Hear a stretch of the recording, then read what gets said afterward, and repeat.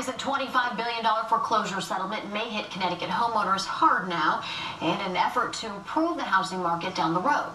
It's a complicated issue, and to sort it all out for us this morning is Giuffria, President and Realtor for Prudential Premier Homes. Good morning, and thank you for being here. Hi, thanks for having me. All right, layman's terms, so what does this all mean? Sure. Well, the banks got into a lot of trouble for the way they handled foreclosures in the past. And essentially what they did, they used robo-signers and other types of automated mechanisms to try to rush foreclosures. Well, the attorneys general in many states filed suit and said you can't do this anymore. So the banks have just settled and come up with a way to make sure they can move forward for foreclosures in an easier way. Now, speaking of the settlement, some people are going to get a lower rate. Some people are getting some money back, about $2,000.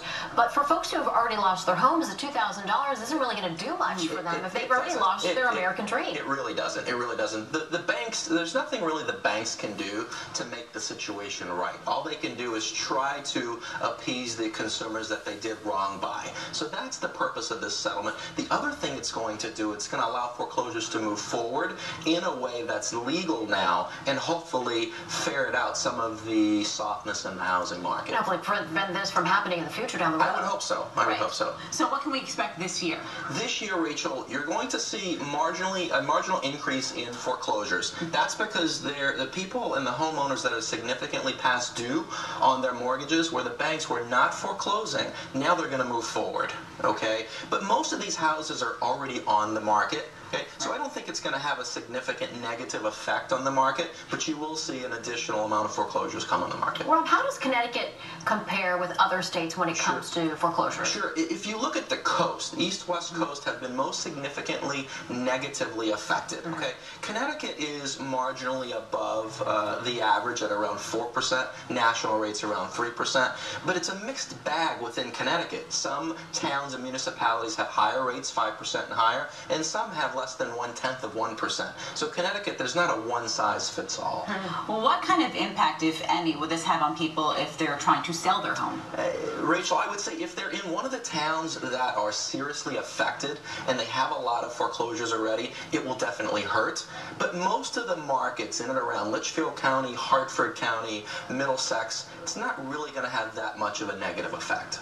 But a buyer's market then? It's still definitely a buyer's market. In fact, the higher price class that you're in as a buyer, the more leverage you will have and you'll continue to have, because what's happening is buyers are being very conservative, rightfully so, on the amount of house they buy.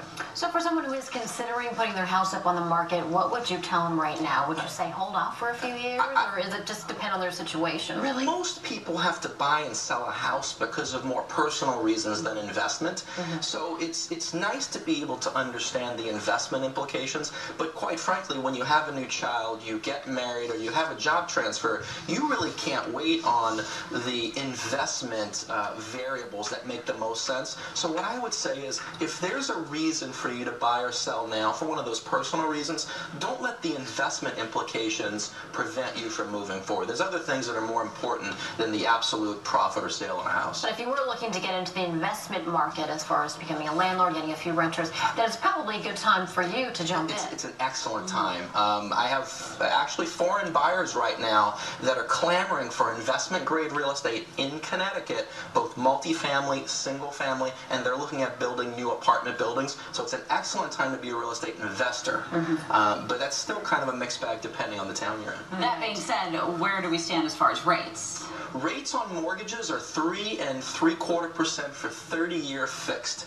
Okay, depending on what the Fed is doing with long-term rates, the 10-year notes, will impact what rates will do in the future. Conventional wisdom when rates were at 5% is really they can't go lower, but the fact is they have gone lower, and there is also a consensus now that they actually could go lower than they are now, which is kind of hard to believe. Right. Right? But at 3 3/4%, that makes housing very affordable at all price ranges. So if you still have an interest rate about 4 1/4, you should really look at refinancing. I would consider it. The conventional wisdom is 1/2 of a percentage rate, or 50 basis points. Makes it worth it. But you have refinancing cost. Right. So if you get into the rhythm of always refinancing, the savings that you would realize are being eaten up in cost.